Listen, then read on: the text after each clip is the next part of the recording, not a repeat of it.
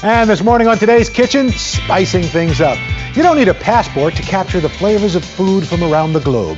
Just take a spin around your spice rack. Zeke Freeman is a chef and merchandise manager for the culinary gourmet chain and one of our favorite neighbors, Dean and DeLuca. Zeke, good to meet you. How do you do? All right. Now, so when people think spices, they usually think about going to the supermarket and getting little jars of stuff. Do you like the jars? Do you like fresh spices? What's better to use?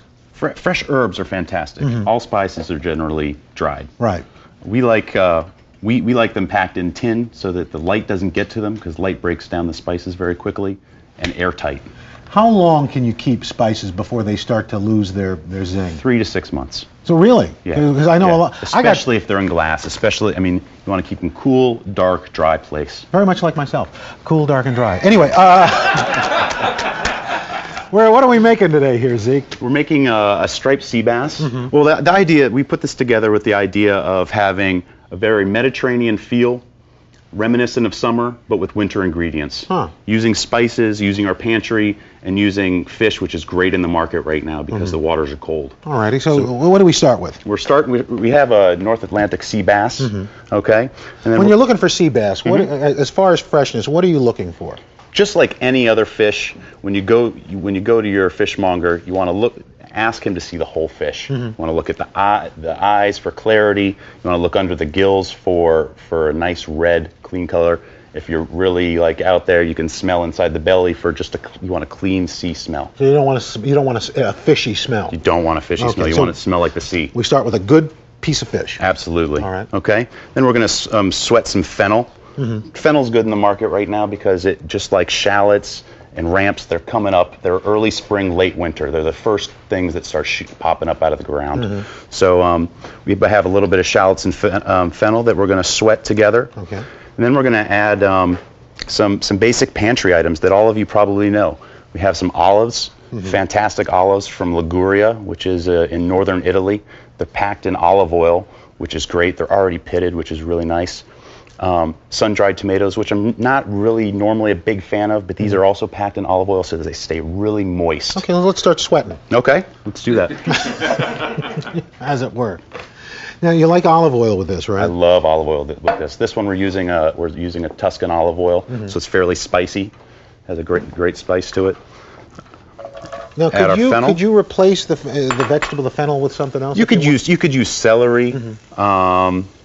You could use pretty much any vegetable like that. So we throw in the fennel? You're going to start with the fennel. Going to start with a little bit of shallots. Okay. Get those going. And you want to sweat it on a very low heat. Now, when you say sweat, what do you mean?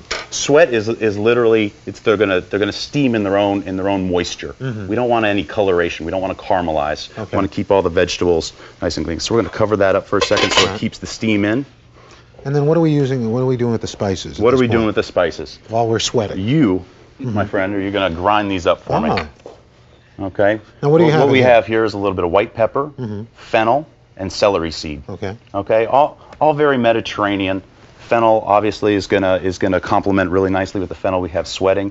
The pepper is going to give you a little bit of spiciness, and the celery has an earthiness that's very reminiscent of summer. And is this fleur de sel? This is not fleur de sel. This is gray gros sea salt, which is going to help grind the hard hulls of the spices. Okay.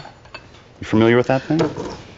Look at that. Mortar and pestle Look action at there. Crush it up. While you're doing that, I have some already ready. You've been talking to Lauer, haven't you? Set them up, you kick them through. Can't believe I fell for that. You can stop now, Al. Oh, I'm just thinking it's you. So now we have our fish ready. Our vegetables are sweating. No, keep going. That's okay, it's not done yet. We're going to add our capers. These are salt-packed capers. You can see them right here. They're really big. They come from Pentalaria, which is the best place to get them from, but you can get any salt-packed caper. We'll do a nice job. These are olives from Liguria. Again, packed in olive oil. And they're really... That's a good thing to pack olives in, isn't it? It is fantastic. It's much nicer than brine, which makes them really salty. Salty. How's that? That looks very good. Thank you. Very good. Can't believe it. All right. Now, once they're sweated, then some sun-dried tomatoes.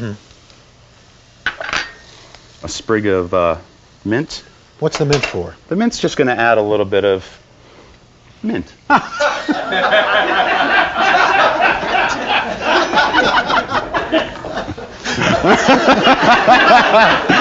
Got a smoking hot pan here.